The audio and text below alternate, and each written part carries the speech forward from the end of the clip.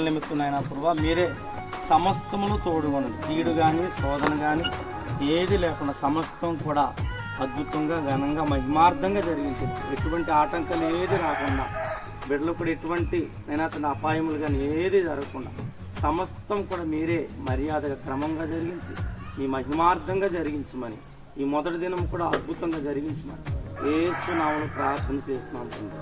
ఆమేన్.